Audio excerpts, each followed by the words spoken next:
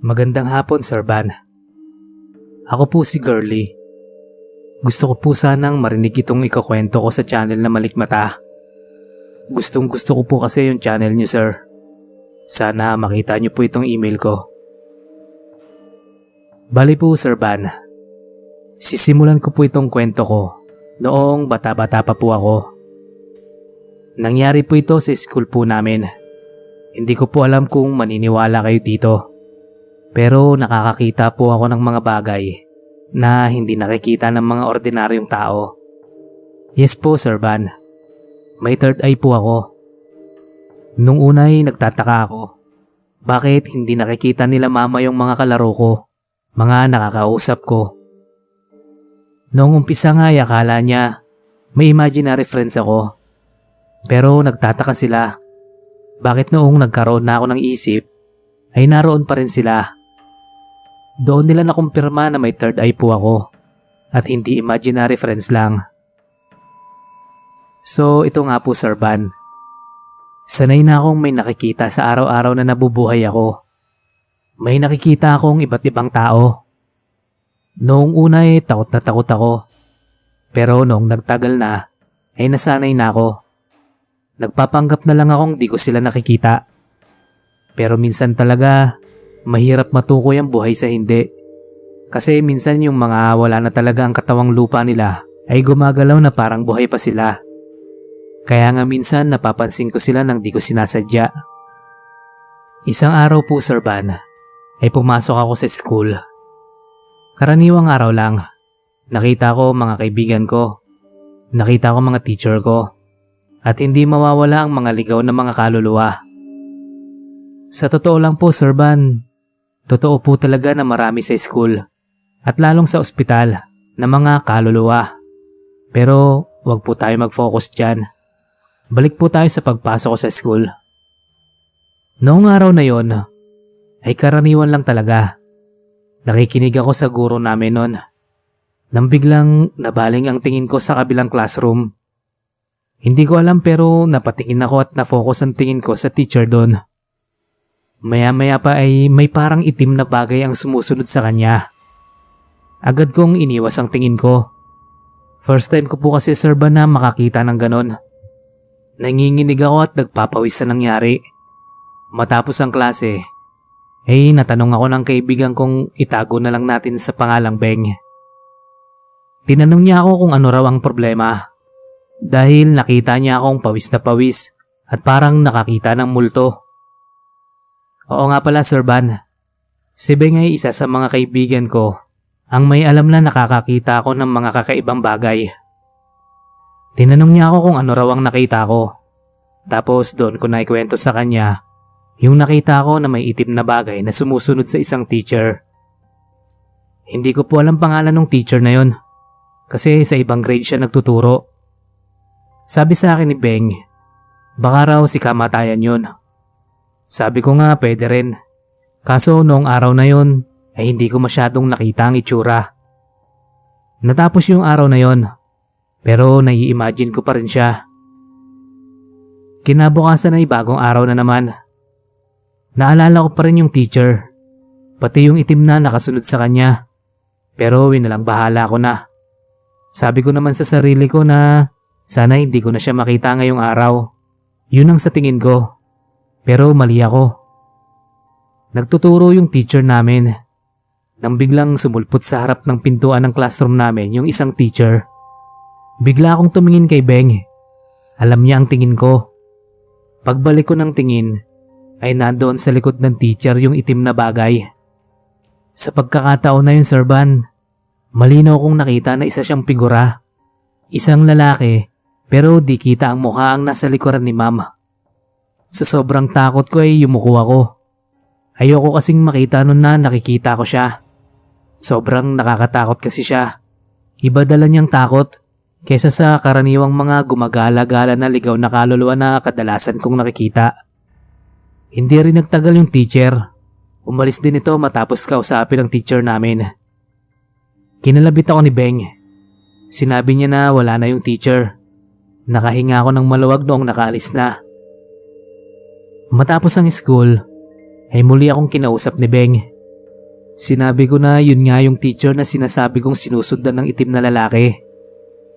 Alam mo ba, Sir Van, lumipas ang ilang linggo na kapag nakikita ko yung teacher na yon, ay parang papalapit ng papalapit ang pagitan ng nakaitim na lalaki sa kanya.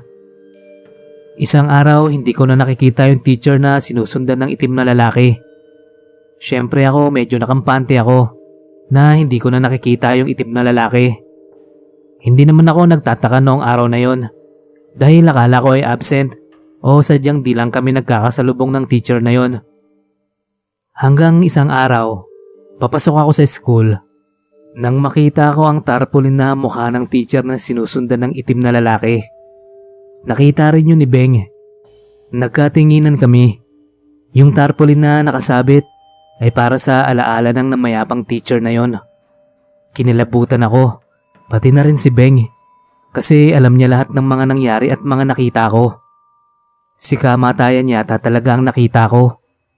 Ang napansin ko pa ay habang patagal ng patagal ang araw, ay papalapit ng papalapit ang itim na lalaki.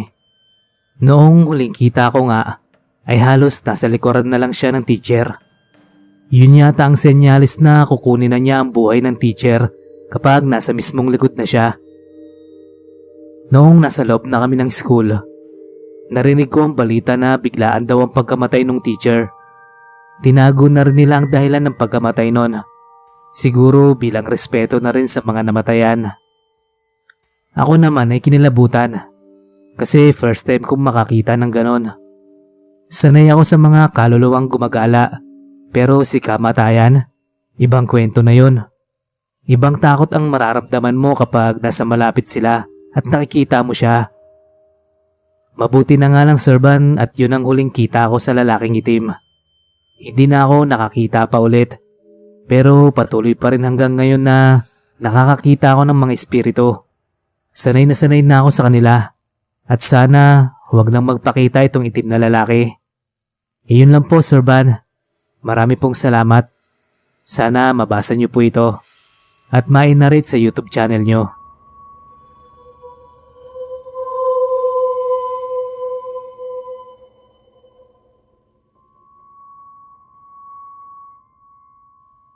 Magandang araw po sa inyo.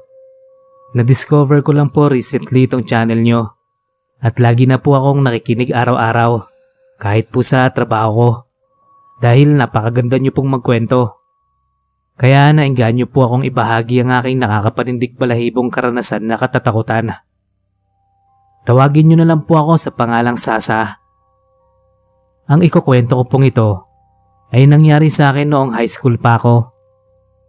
Nag-aaral ako sa isang maliit na Catholic school sa aming probinsya. Mahigit 300 lang ang estudyante mula first year high school hanggang 4th year. Mga madre ang namamahala sa paaralan namin at medyo stricto talaga sila at hindi kami pwedeng tumambay sa school kung wala naman kaming importanteng gagawin. Kasi nga sa pagsapit ng 6 ay magsisimula na silang magdasal. Sa loob lang mismo kasi ng campus ang kumbiyento ng mga madre na nasa likod mismo ng mga rooms at ayaw nila ng istorbo sa pagdadasal nila. Pero minsan akong gabi na akong umuwi dahil miyembro ako ng art club kung saan kami ang nakatoka na mag-decorate sa stage every time na may event. Every month ang event kaya lagi din kaming busy at halos gabi na ako kung umuwi lagi. Kumbaga may exception kami sa curfew ng paaralan. Wala naman akong masyadong nararamdamang kakaibang nangyayari dahil na rin siguro marami kaming magkakasamang gumagawa ng proyekto. Pero hindi maiiwasan na merong kwentong katatakutan tungkol sa paaralan namin. Noon pa man ay naniniwala na ako sa multo kasi mismo ako ay nakakita na noon. Pero never pa akong nakakita sa paaralan namin. Yung kwento nga daw nila sa akin ay noon nung hindi pa ito paaralan ay may 2 bata na naglalaro ng isang granada at aksidente silang nasabugan. Ayun, tatanga-tanga kasi kaya putok ang bungo. Yun daw madalas ang nagpapakita sa may AVR at sa CR ng lalaki at babae. At may kwento naman na may pari nga daw na putol ang ulo na may kadenang daladala na pumapatay daw at hinahanap pa daw nito ang kanyang ulo. Loko-loko talaga. Paano niya makikita? Wala nga siyang ulo. Common naman masyado yung kwento nila, sabi ko pa sa sarili ko habang nakikinig sa mga kwento-kwento ng mga club member ko. Yung iba naman nagsabi na may doppelganger nga daw sa school na kinopya pa ang isang madre at isang teacher namin. Mukhang totoo naman kasi kinopya nga daw pati yung mama ko Pero isang gabi ay naiwan ako mag-isa sa campus. As in, ako lang talaga mag-isa. Wala naman kasi kaming security guard na nagro-robing sa buong campus. Sobrang liit lang talaga kasi ng campus namin. Kaya malalaman mo talaga kung merong tao o wala. Bandang alas 5 ay nagsiuwian na lahat ng mga estudyante. Pwera lang sa akin. Dahil napagdesisyonan kong tapusin muna yung project namin sa isa kong subject. Medyo nasasayangan kasi ako sa pera kung gagawin ko pa sa computer shop. Kung may libre naman sa school. At ayoko rin kasi pumunta sa computer shop dahil ang iingay ng mga tao na nandun. Puro trash talkan lang naman naririnig ko dun. Naiwan akong mag-isa sa computer lab namin nung time na yon. May privilege akong gumamit kahit lagpas sa oras ng uwian dahil sa medyo malakas ako sa mga madre at teacher. Perks of being an active student. Sobrang dilim na ng campus. Dahil nakapatay na lahat ng ilaw sa mga rooms at ang tanging nakabukas na lang ay yung 3 ilaw sa labas ng function hall na katabi lang ng computer lab kung nasan ako. Malapad ang room ng computer lab at may 5 computer lang at di pa gumagana ang 2 at ginamit ko yung nasa pinakagilid na malayo sa nag-iisang pinto sa room. Yun kasi ang magandang gamitin dahil bago. Nakatalikod ako nun sa pinto. Isang linya lang ang mga computer, kaya sobrang lawak ng buong room na nasa likuran ko dahil wala namang ibang gamit na nandun. Bandang alas 6, medyo nakalahati ko na ang ginagawa ko. Nang bigla akong hindi mapakali dahil nagbago bigla yung aura ng paligid. Lumamig na bumigat bigla na hindi ko maintindihan, basta kakaiba lang. Hindi ko na ito pinansin nung una dahil nagmamadali na rin kasi ako. At baka gawa na rin to sa stress ko sa dami pa ng gagawin ko pagkatapos dito. At dahil hanggang 6:30 lang ang binigay na oras sa akin ng mga madre sa paggamit ng lab, bigla akong kinabahan at hindi ko alam kung ano ang dahilan. Hindi rin ako makafocus sa ginagawa ko dahil bigla na lang tumayo yung balahibo ko sa batok. Dahil na, mukhang hindi ko ito matatapos ngayon, sabi ko pa sa sarili ko. Kahit naman iba yung nararamdaman ko, ay pinagpatuloy ko pa rin ang ginagawa. Nang may marinig ako na tumatawa na isang bata, bigla akong napatigil sa pagtatype. Pero nawala din naman, kaya pinagpatuloy ko ulit. Napailing pa ako, kasi baka dahil na rin sa gutom, kaya kung ano-ano na lang ang mga naririnig ko. Pero narinig ko muli ang isang tawa ng isang bata na parang nakikipaglaro siya. Klarong-klaro ko ang kanyang tawa. At sinundan ito ng tawa ng isang babae. Doon ako tumigil dahil naramdaman ko na nasa bandang likuran ko sila. Rinig na rinig ko ang tawa ng parang mag-ina. Dahil sa kuryosidad ay unti-unti akong lumingon sa likod ko at nakita ko ang isang babae na nakabistidang puti at may mahabang wavy na buhok na hinahabol ang isang batang lalaki na panay ang tawa na parang enjoy na naglalaro ng habulan sa ina niya. Tumatakbo pa sila ng paikot-ikot sa malaking espasyo na nasa likod ko. Nanlaki ang mga mata ko sa nakita, para silang nakalutang sa ere.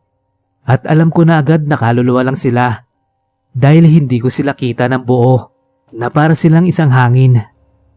Agad kong iniwas ang aking paningin sa kanila, dahil naramdaman kong titingin sila sa direksyon ko. Pero kahit ganon, pinagpatuloy ko ang ginagawa. Sa mga oras na yun ay medyo kinakabahan na talaga ako. Pero alam ko naman na hindi nila ako papakialaman kung hindi ko sila papansinin. Kaya kahit medyo kabado, ay nagpatuloy ako sa ginagawa. Kahit na nanginginig na yung mga kamay ko at nagkanda mali-mali rin yung mga tinatype ko. Pero akala ko wala na sila nung wala na akong marinig. Pero nakita ko na may nakatingin sa akin mula sa peripheral view ko. Ano na naman to? Sabi ko sa sarili. Napatingin ako sa may bandang gilid ko. Pero yung hindi totally nakatingin sa banda kung saan ang taong yun. Yung saktong makikita ko siya kahit hindi ko siya tinitingnan ng lubusan.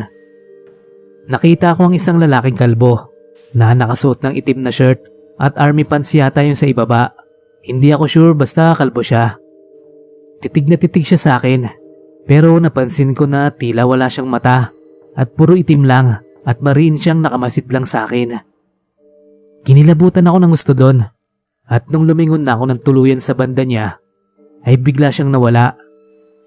Dahil doon ay dali-dali kong in-off ang computer kahit na hindi ko pa tapos ang ginagawa ko.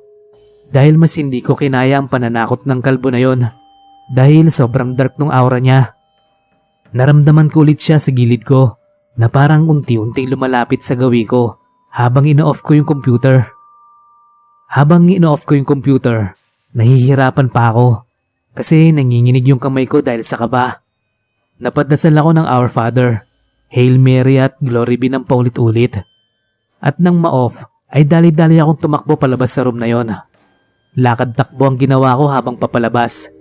Lumilingon pa ako sa kaliwa at kanan ko. Baka makita ko yung paring putulang ulo o di kaya ay doppelganger.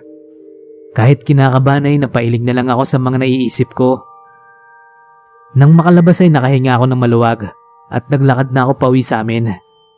Hindi ko maiiwasang isipin ang mga nangyari sa akin. Parang ayokong paniwalaan. Dali-dali na lang akong naglakad dahil baka gawin akong pinirito ng nanay ko kung di pa ako makakauwi noon. Wala masyadong ilaw sa kalsadang dinadaanan ko noon. Kaya nakakatakot siya. Pero sanay na din naman ako.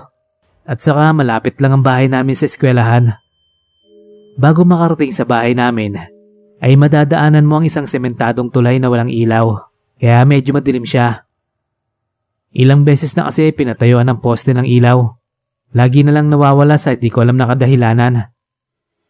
Habang naglalakad ako palapit sa tulay, ay may nakita akong lalaki na nakatunghay sa gilid ng tulay.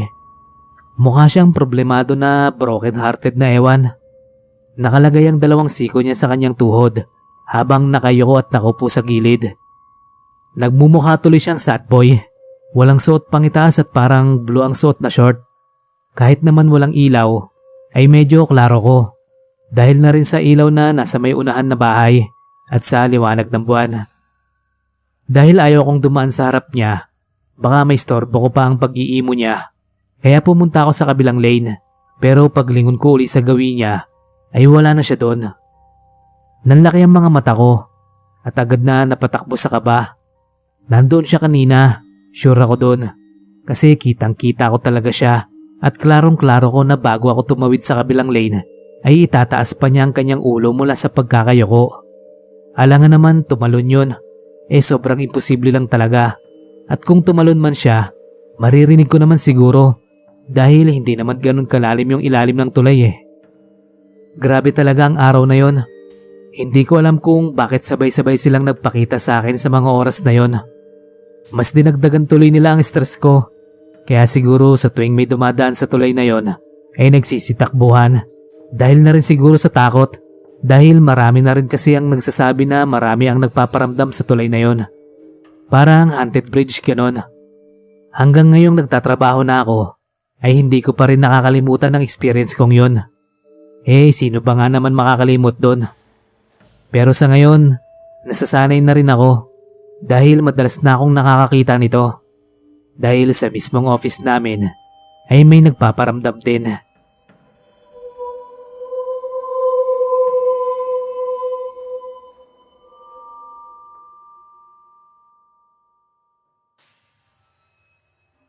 Hello po Sir Van. Meron lang po akong gustong ikwento sa channel nyo. Napakinggan ko kasi yung high school na title. Kaya gusto ko din mag-share ng experience ko nung high school ako. Ako nga pala si Jong, pero babae po ako. Ang school ko po ay sa bandang West Ave, Quezon City. Di ko na po sasabihin kung anong school yun. Ito po yung kwento ko, way back 2005. Fourth year high school ako. Meron kaming CAT noon. Kaso dahil fourth year ako, naging exempted ako sa CAT namin dahil bagong opera ako noon. Di lang ako nagpa-participate sa activity namin noon. Pero dapat umattend pa rin ako para sa attendance. So lagi ako nasa bench lang. Hinihintay matapos yung CAT namin. So madalas wala akong kausap noon. Pero pag may sakit na classmate namin, yun ang mga nakakasama ko sa bench. After school hour ang CAT namin. 4 PM hanggang 5 PM. Kasabay na ang uwian ng mga grade school. Meron mga kwento na nagmumulto daw sa CR ng mga babae. Sa ilalim kasi ng hagdan yun nakapwesto. Di naman kasi ako naniniwala sa mga multo that time. Kahit ang dami-daming kwento tungkol sa mga multo sa school namin. So eto na nga. That time CAT namin. May friend ako na injured nun. Kaya di siya nakapag-perform nun. Kaya may kasama ako sa bench.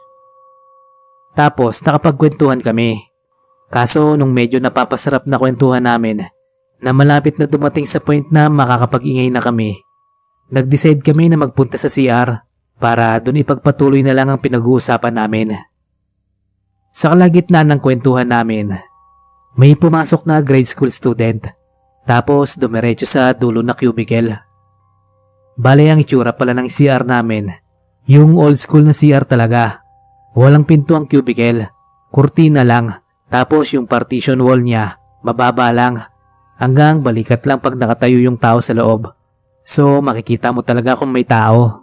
Tapos yung mga faucet doon, hindi naman gumagana. Kaya may malaking drum ng tubig para doon mag-iigib kapag kailangan. Maliit lang yung CR, 3 cubicle lang. Tapos may single lavatory sink na walang salamin. Habang nagkukwentuhan kami, narinig namin may nagbukas ng gripo sa dulong cubicle kung saan nagpunta yung isang grade schooler na pumasok ng CR. Nagtaka kami ng friend ko, pero di naman kami natakot. Ang napag-usapan pa nga namin, sabi ko, buti okay na yung gripo sa dulo. Grabe, after 4 years na pag-aaral ko dito, ngayon lang bumukas gripo niya na. Sabi ng friend ko, ako nga dito na nag-elementary. Ngayon ko lang narinig bumukas gripo dyan. Tapos pinagpatuloy lang namin yung kwentuhan. Sa kasarapan ng kwentuhan namin, may 2 student ng grade 1 ang pumasok sa CR. May hinahanap sila, si Angela daw. Eh di nagtanong sa amin yung 2 bata kung andun daw yung friend nila na si Angela. Sabi namin nandun sa dulo. Masakit siguro yung tiyan. Kanina pa kasi hindi lumalabas. Tapos nagtutulakan yung 2 bata na pumunta sa dulong cubicle. Sabi nung isang bata, tignan mo na si Angela, baka nandun. Sabi naman ng isa, ikaw na, ayoko pumunta doon. Sumagot ulit yung isang bata, sige na, ikaw na tumingin. Sagot naman ng isa, sige tayong 2 na lang. So napagdesisyonan ng 2 bata na sabay nilang tignan yung kaibigan nilang si Angela. Angela? Angela? Halika na, uwi na tayo. Inaantay na tayo ng service. Then nagulat kami nang biglang tumakbo sa amin yung 2 bata. Sabi nila, ate, pwede po bang samahan nyo kaming tignan sa dulo yung kaibigan namin kung nandun? Eh di kami, sinamahan na lang namin. Pagbukas namin ng kurtina sa dulo, nagtaka kami kasi walang tao. Hanggang sa nagtakbuhan kami palabas ng CR. Di ko na nga maalala kung kami ba yung naunang tumakbo o yung mga bata. Ito pong pangalawang kwento ko ay nangyari second year high school ako. That time hiwalay pa ang babae at lalaki sa school namin. At pag break time, bawal kami magpaiwan sa loob ng classroom. Kailangan lahat pupunta ng kantin o sa quadrangle.